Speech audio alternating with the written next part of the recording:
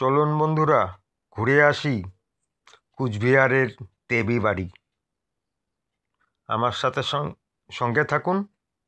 আমার এই ডিজিটাল কুচবিহার যাত্রার ভ্রমণের ভিডিও নিয়ে আজ চলে আসলাম। যদি ভালো লেগে থাকে, বারবার বলবো, ক্রিয়েটার পেজ 1982, ফটোজজি 3100, সুদীপ ফটোজজি সবটার মধ্যেই। তো চলুন ঘুরে আসি দেবী বাড়ি কুচবিহার। চলুন বন্ধুরা, আজকে চলে এসেছি দেবী বাড়ি। এটা মঞ্চটা, মন্দিরটা কোথায়? এটাই দুর্গা মন্দির, দেবী বাড়ি দুর্গা মন্দির। এটা বড় মন্দির, কুচবিহারের মধ্যে এইটাই বড় মন্দির। ওই যে মন্দির, এটাই ঠাকুর, এটাই ঠাকুর। কত বানায় আছে? না না, এইটাই ঠাকুর থাকে না, প্রতিমা থাকে না তো, এইটাই থাকে মেন ঠাকুর। এইটাই মাঝখানে মহিষটা বানিয়ে থাকে, এটাই মেন। মন্দিরে বলি হয়।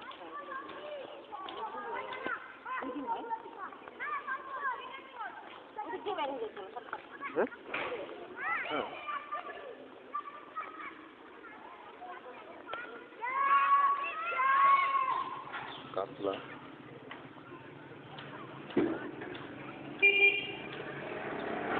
কি?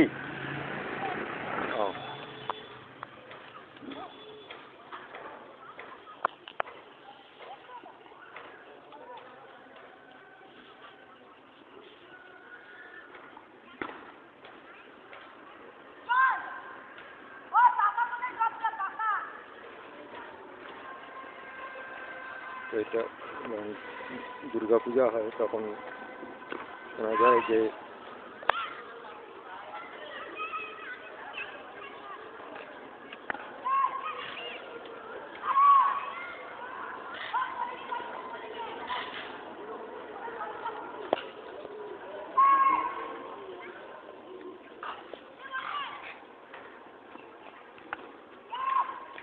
দুর্গা পূজা শোনা হয় তখন মার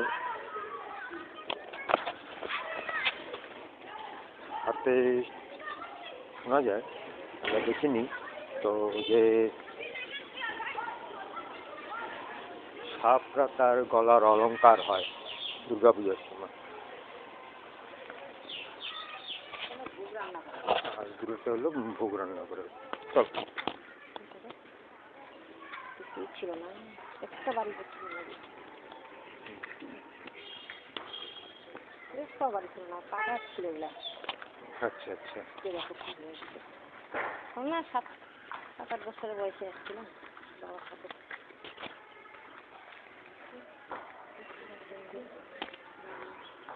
উত্তরবঙ্গের গ্রাম্য উন্নয়ন।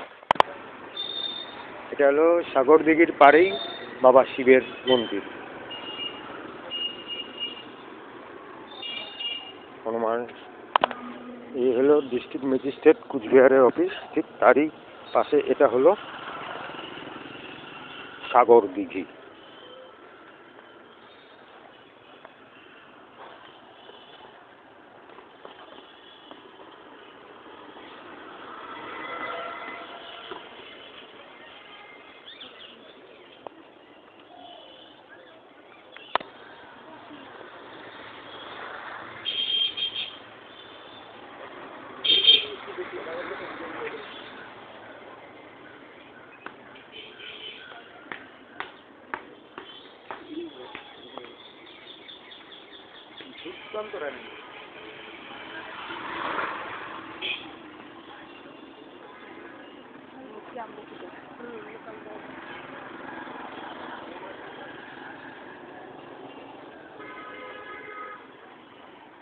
তো আমাদের দেবী বাড়ির যে মন্দির, যেখানে পুজো, দুর্গা পূজার সময়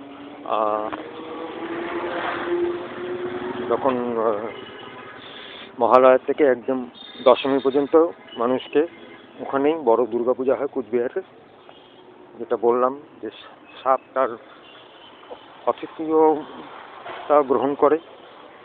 তো আমাদের কুচবিহার ভ্রমণের এটা একটি পর্যায়, সবচেয়ে বড় সাগর দিকে আপনারা দেখছেন। যদি ভালো ভেবে থাকে তবে